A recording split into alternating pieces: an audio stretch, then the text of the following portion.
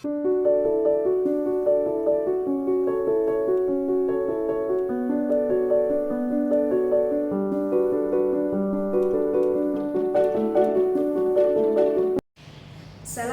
warahmatullahi wabarakatuh. Waalaikumsalam warahmatullahi wabarakatuh. Alhamdulillahirabbil alamin. Segala puji bagi Allah Subhanahu wa taala yang telah memberikan kita kesehatan sehingga kita bisa berkumpul di sini. Shalawat serta salam semoga tercurah limpahkan kepada baginda Nabi Muhammad SAW. Perkenalkan, saya Nusa Belia sebagai moderator dan rekan Saya Ini Rasini selaku pemateri. Saya Naila Samradunima selaku pemateri. Kami akan mendiskusikan materi tentang metode pembelajaran PAI dalam Al-Quran dan Hadis. Untuk mempersingkat waktu, langsung saja kita masuk ke sesi diskusinya.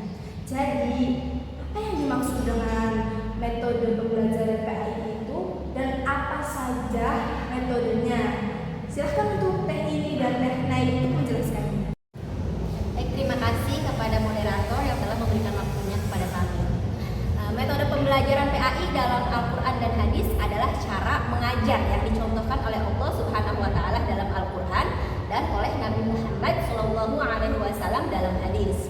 Metode-metode ini bertujuan membentuk peserta didik yang beriman, berilmu, berakhlak mulia, dan mampu mengamalkan ajaran Islam dalam kehidupan sehari-hari.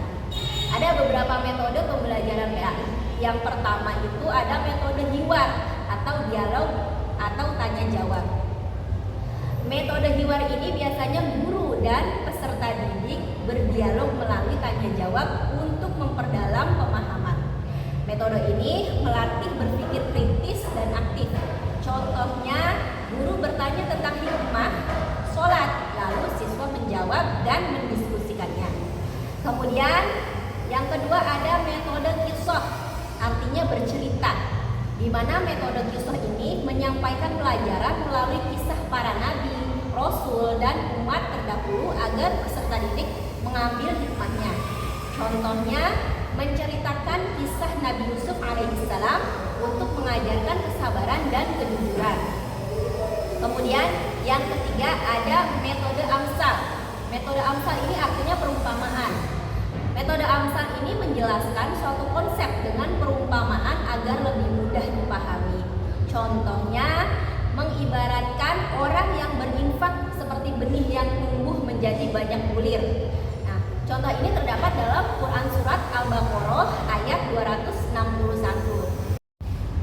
Kemudian yang keempat yaitu ada metode mauizah yang artinya nasihat, yakni memberikan nasihat dengan lemah lembut agar peserta didik terdorong melakukan kebaikan dan menjauhi keburukan. Contohnya yaitu dengan menasehati siswa agar selalu berkata jujur dan berbuat sopan santun. Yang kelima ada metode targhib dan tarhib yang artinya motivasi dan peringatan. Metode ini memberikan kabar gembira berupa pahala bagi yang taat dan peringatan tentang akibat maksiat agar peserta didik termotivasi berbuat baik. Contohnya menjelaskan pahala pada orang yang bersedekah dan akibat meninggalkan sholat itu sendiri. Kemudian ada yang keenam, saya berikan kepada Teh Naila untuk menjelaskannya. Baik, selanjutnya yang keenam ada metode keteladanan atau uswah hasanah. Guru menjadi contoh yang baik dalam perkataan dan perbuatan. Metode ini dicontohkan oleh Nabi Muhammad SAW. Contohnya, guru datang tepat waktu, jujur, dan sopan sehingga diteladani siswa. Yang ketujuh ada metode pembiasaan atau ta'wid, membiasakan peserta didik melakukan amal saleh secara terus-menerus sehingga menjadi kebiasaan. Contohnya, membiasakan membaca doa sebelum belajar dan sholat berjamaah. Yang kedelapan ada metode praktik atau demonstrasi, yaitu metode mengajarkan materi dengan memperagamkan langsung cara melakukannya. Contoh, guru memperagamkan tata cara wudhu, sholat, kemudian mempraktikannya. Yang kesembilan ada metode diskusi atau musyawarah, mengajak siswa bertukar pendapat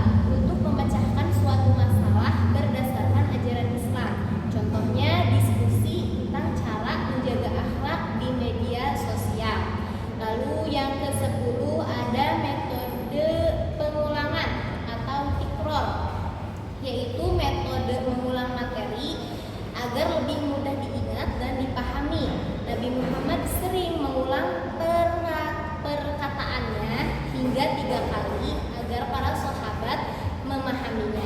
Contohnya, guru mengulang bacaan atau hafalan ayat sampai siswa lancar.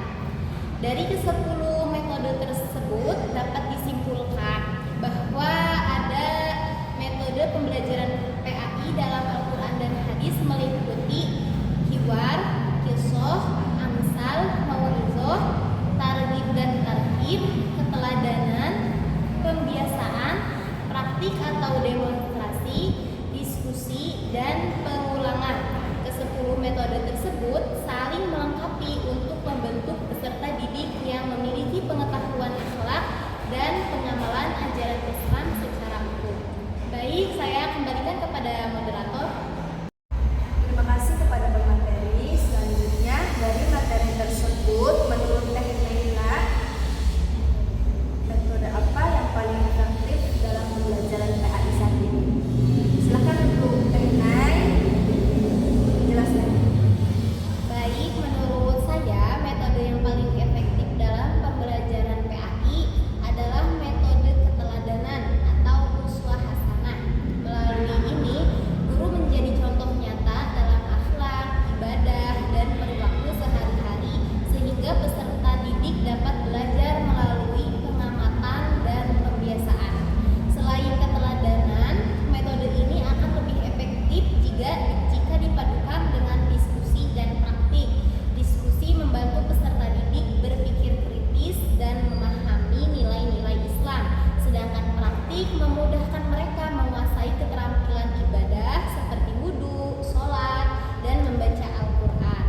Dengan demikian, pembelajaran PAI tidak hanya berfokus pada penguasaan teori, tetapi juga membentuk karakter, akhlak, dan pengamalan ajaran Islam dalam kehidupan sehari-hari.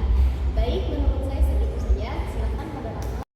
Terima kasih kepada Teh Naila atas penjelasannya. Berikut menurut Teh ini, bagaimana cara mengatasi siswa yang kurang tertarik pada pelajaran PAI? Silahkan untuk Teh ini akan menjelaskan.